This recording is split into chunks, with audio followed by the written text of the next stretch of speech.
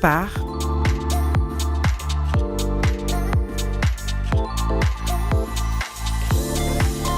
Biocar. Biocar, votre confort, notre priorité.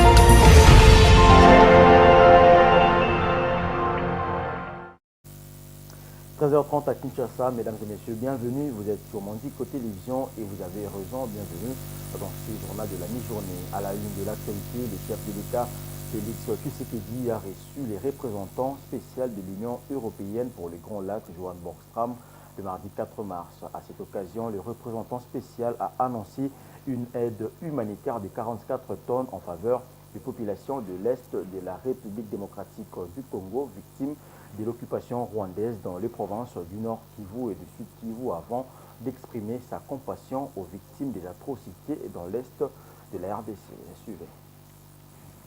Le président Félix Tshisekedi a reçu le mardi 4 mars 2024 à Kinshasa les représentants spéciaux de l'Union européenne pour la région de Grands Lacs, Johan Borgström. Leur entretien a tourné essentiellement autour de la crise sécuritaire dans l'Est de la République démocratique du Congo. À cette occasion, le représentant spécial de l'Union européenne a annoncé que son institution va mettre à la disposition de la RDC 44 tonnes d'assistance humanitaire en faveur de victimes de la guerre d'agression menée par le Rwanda et les terroristes de l'AFC M23 dans les provinces du Nord Kivu et du Sud Kivu. Il a exprimé toute sa compassion aux communautés de l'Est de la RDC à la suite des atrocités qu'elles subissent et dit avoir partagé avec le chef de l'État les positions européennes sur la région de Grands Lacs par rapport à la violation de l'intégrité territoriale de la République démocratique du Congo par le Rwanda. Toujours à la une de l'actualité, la crise humanitaire à l'est de la République démocratique du Congo a été présentée comme une priorité majeure pour le comité international de la Croix-Rouge CICR. C'est ce qu'a annoncé la délégation de cette organisation conduite par son directeur régional Afrique, Patrick Youssef, lors des échanges avec la première ministre Judith Suminwa le mardi 4 mars 2025 à la prémature dans la commune de Lagombe au nord de Kinshasa. Il continue d'intensifier ses efforts pour soutenir les populations touchées et renforcer sa présence dans les zones occupées. Suivez son propos.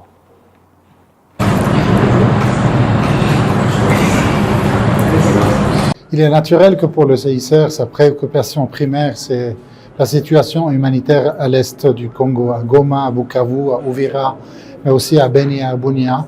Et c'est ce que nous avons discuté aujourd'hui avec Madame la Première ministre, c'est comment acheminer des médicaments et des vivres et de l'assistance dans ces régions pour pouvoir effectivement être à même à répondre à ces besoins croissants dans la région. Elle est d'un soutien certain pour l'action de la Croix-Rouge en général et du CICR.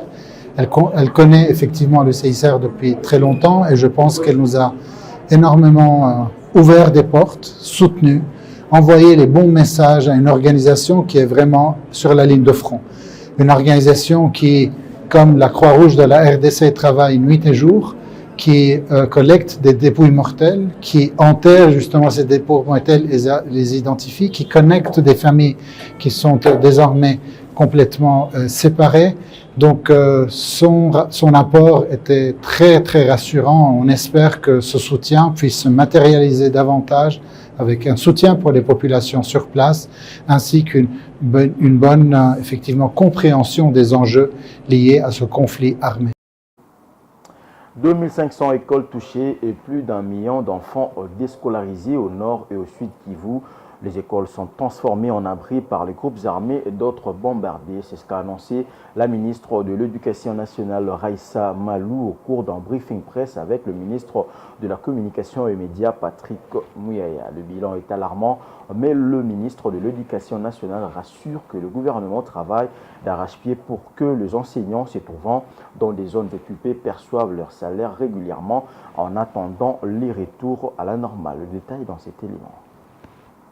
La ministre de l'Éducation nationale et Nouvelle Citoyenneté de la République démocratique du Congo révèle que la crise sécuritaire actuelle a entraîné la fermeture de 2594 écoles, dont 1483 au Nord Kivu et 1111 au Sud Kivu, affectant 1 108 962 enfants. Plusieurs écoles ont été bombardées, détruites ou réquisitionnées par des groupes armés pour en faire de bases militaires, et les climats d'insécurité permanente, alimentés par la présence de l'AFC M23 RDF, compliquent toute tentative de retour à la normale dans les établissements scolaires. Avec 2500 écoles touchées, plus d'1 million d'enfants déscolarisés, la situation est alarmante, regrette de son côté la ministre de l'Éducation, qui affirme que les établissements sont transformés en abris pour déplacer ou en cimetière, tandis que l'insécurité pousse près de la moitié des enfants à fuir les salles de classe. Face à cette tragédie, la ministre d'État a, au cours d'un spécial briefing, aux côtés du porte-parole du gouvernement Patrick Mouyaya, appelé à faire de l'éducation une priorité pour atténuer les conséquences de cette crise. Cette agression rwandaise affecte sérieusement la République démocratique du Congo dans son volet éducation. La jeunesse paye le prix cher, donc l'avenir du pays. Les bilans donnés par la ministre de l'Éducation nationale et Nouvelle Citoyenneté, professeur Aïssa Malou, est très lourd. Toutefois, elle a indiqué que la session ordinaire des examens d'État sera adaptée à la situation de crise que les pays traversent pour permettre à tous les élèves finalistes de province en guerre de participer. Au sujet de la paix des enseignants œuvrant dans les provinces touchées par l'invasion rwandaise, elle a rassuré que le gouvernement de la République est en train de travailler jour et nuit pour que les professionnels de la CRE perçoivent de manière régulière leur salaire. Et pour terminer, dans un communiqué officiel publié le mardi 4 mars 2025 à partir de Béni, où il exerce désormais depuis l'occupation de Goma par le 1-23, le directeur provincial de la DGDA a dit démentir totalement cette note et l'attribue aux mal intentionnés qui tentent de lui jeter en discrédit en l'accusant de considérer les marchandises provenant des territoires occupés comme étant des marchandises provenant de l'étranger. Paul Kayembe Ngindou met en garde contre ce qu'il qualifie des poisons rwandais et soutient que la République démocratique du Congo restera un et indivisible. Kadi Mananga.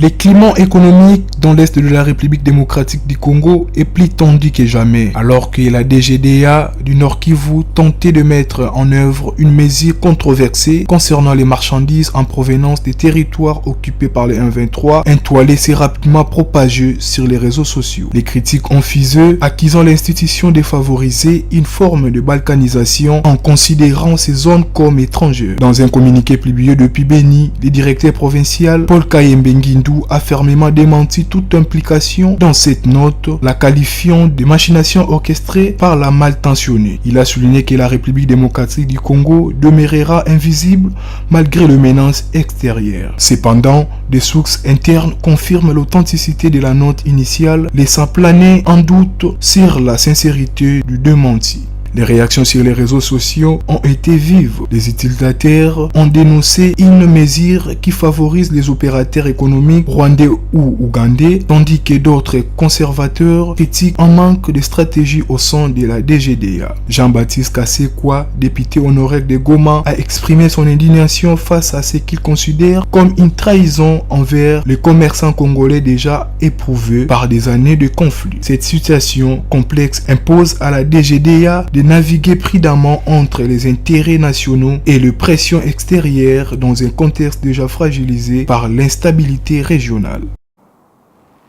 C'était là l'essentiel de l'actualité, mesdames et messieurs. Merci de l'avoir suivi. Prenez rendez-vous avec nous à 19h pour la grande édition. Dans l'entretemps, bonne suite des programmes sur Mondico Télévision. Une pensée en écrit. Au revoir. Ce journal vous a été offert par